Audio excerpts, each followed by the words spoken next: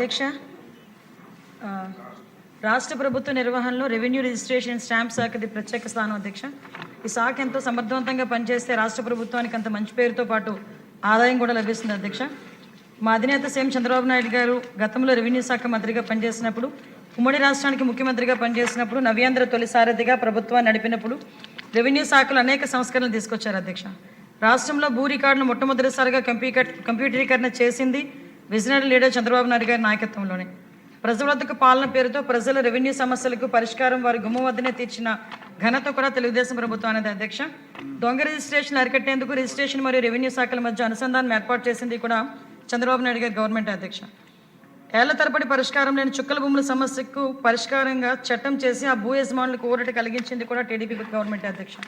గ్రామ కంటాల్లో నిషేధిత జాబితాను తొలగించి బడుగు బలహీన వర్గాలకు ప్రయోజనాన్ని కల్పించింది కూడా బాబు గారి ప్రభుత్వం అధ్యక్ష. అయితే 2019లో మాయమాటలు చెప్పి లెక్కకు మించిన అబద్ధాలు వల్లించి జగన్ రెడ్డి 5 ఏళ్ల పాలనలో కూడా రెవెన్యూ వ్యవస్థను అస్తవ్యస్తంగా మార్చిన సంగతి మనందరికీ కూడా తెలుసు అధ్యక్ష.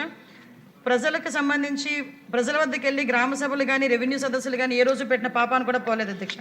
పైగా తమ స్వార్థంతో ప్రభుత్వ భూములతో పాటు ప్రైవేటు భూములను కూడా మింగేయాలని, అదే దురుద్దేశంతో దేశంలో ఎక్కడా లేనన్ని భూ సమస్యలను కూడా సృష్టించిన సంగతి మనందరికీ కూడా తెలుసు అధ్యక్ష. బడుగు బలహీన వర్గాలకు మేలు చేస్తున్నామన్న నెపంతో అధ్యక్ష అసైన్ భూముల్ని 20TA నుండి తొలగించి ఫ్రీ హోల్డ్ చేస్తామని కూడా చెప్పారు అధ్యక్ష.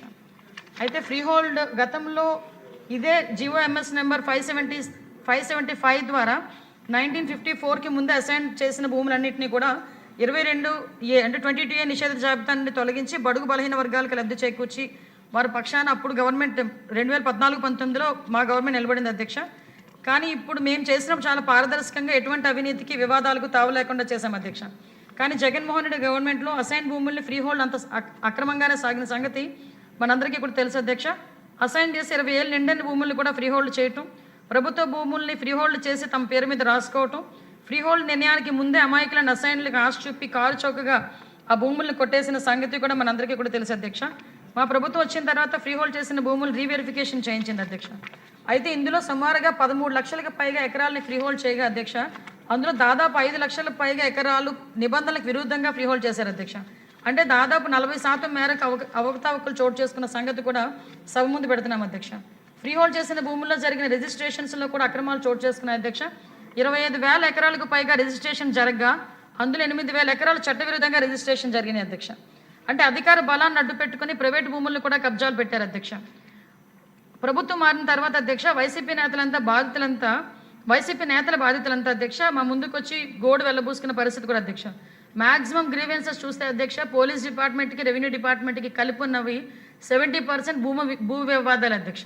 మ్యాక్సిమం ఎక్కడ ఏ మీటింగ్లోకి వెళ్ళినా రెవెన్యూ డిపార్ట్మెంట్కి పోలీస్ డిపార్ట్మెంట్కి గ్రీవెన్సెస్ ఎక్కువ వస్తున్నాయంటే గత 5 ఏళ్ల పరిపాలన తాలూకా పాపం అనే సంగతి కూడా సభ ద్వారా ప్రజలకు తెలియజెప్పుకోవాల్సిన అవసరం కూడా మా డిపార్ట్మెంట్కి రెవెన్యూ డిపార్ట్మెంట్కి ఉంది కాబట్టి చెప్తున్నాను అధ్యక్ష. ఇది అందుకోసమే ఈ భూ కబ్జాలు అణచివేసేందుకు కబ్జా రాయలు గుండెల్లో రైలు పరిగెత్తించేలా భూ కబ్జా నిరోధక చట్టాన్ని కూడా తీసుకొస్తున్నాం అధ్యక్ష. లాస్ట్ గవర్నమెంట్లో దానికి సంబంధించి ఒక PD యాక్ట్ని కూడా అసెంబ్లీలో తీర్మానం చేయడం కూడా జరిగింది అధ్యక్ష. అంతకుముందే ఈ భూ యజమానులను భయాందోళనకు గురి చేసిన వారి ఆస్తుల పాలట ప్రమాదంగా మన ల్యాండ్ టైటిలింగ్ యాక్ట్ని కూడా రద్దు చేయడం జరిగింది అధ్యక్ష. కేంద్ర ప్రభుత్వం ఒక మంచి ఉద్దేశంతో నిధులు సమకూర్చి రీసర్వే డిజిటలైజేషన్ చేయమని చెప్తే అధ్యక్ష దాని స్వార్థ ప్రయోజనాలు వాడుకున్న పరిస్థితి కూడా లాస్ట్ గవర్నమెంట్లో కనిపించింది అధ్యక్ష. రీసర్వే ప్రాజెక్టు మొత్తాన్ని తప్పులు తడకలుగా మార్చింది. గత ప్రభుత్వ కాలంలో 6,688 గ్రామాల్లో భూములు రీసర్వే పూర్తి చేశారు. దీని మీద కూడా చాలా కంప్లైంట్స్ ఉన్నాయి అధ్యక్ష. భూ యజమానులు అనేక రకాల ఇబ్బందులు ఎదుర్కొన్నారు అధ్యక్ష. అందులో దారుణం ఏంటంటే భూ విస్తీర్ణంలో తప్పులే, సరిహద్దుల్లో తప్పులు, పేర్లు దిద్దుబాటు, భూ వర్గీకరణ సమస్యలపైన భూ యజమానులు చాలా అసంతృప్తి వ్యక్తం చేసిన పరిస్థితి కూడా మీకు తెలుసు అధ్యక్ష. భూ యజమానులు పడుతున్న అనేక రకాల ఇబ్బందులు గ్రహించి ప్రభుత్వం వాటి పరిష్కారానికి రీసర్వే పూర్తయిన గ్రామాల్లో గ్రామ సభలు నిర్వహించింది అధ్యక్ష. ఈ తహసీల్దార్స్, మండల సర్వేయర్స్, గ్రామ సర్వేయర్స్, VROs గ్రామ సభలకు వెళ్ళి భూ యజమానుల నుంచి ఆర్జీలు కూడా స్వీకరించడం జరిగింది అధ్యక్ష.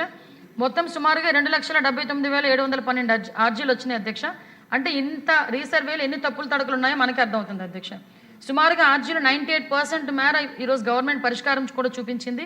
మిగిలిన 2% కూడా నెలాఖరులోగా పరిష్కరిస్తామని చెప్పి సభ ముందు ఉంచుతున్నాం అధ్యక్ష. జనవరి 20వ తేదీ నుండి రీసర్వేని రాష్ట్ర వ్యాప్తంగా తిరిగి ప్రారంభించాం.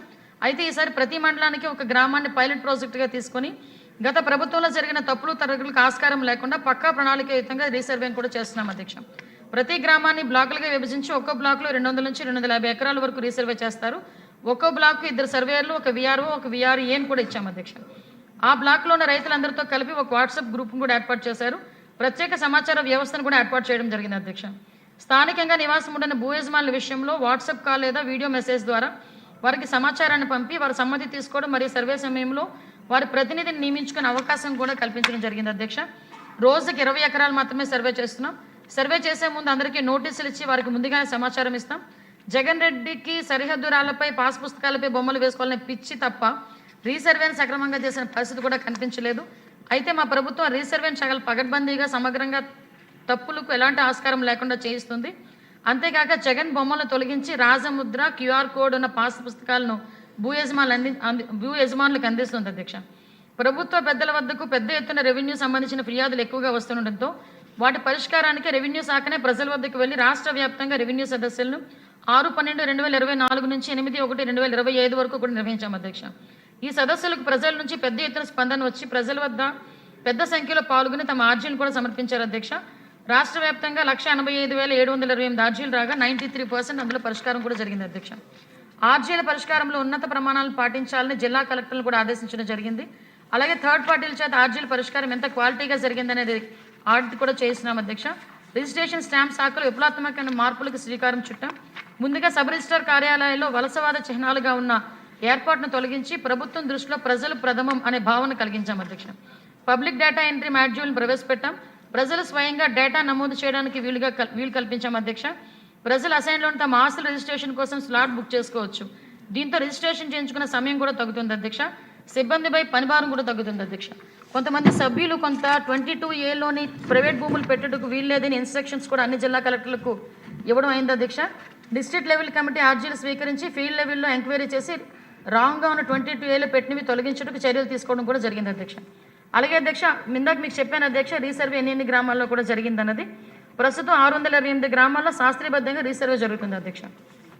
అదేవిధంగా April 2, 2025 registration department dynamic queue management system ద్వారా అడ్వాన్స్ స్లాట్ బుకింగ్ కల్పించడం కూడా జరుగుతుంది.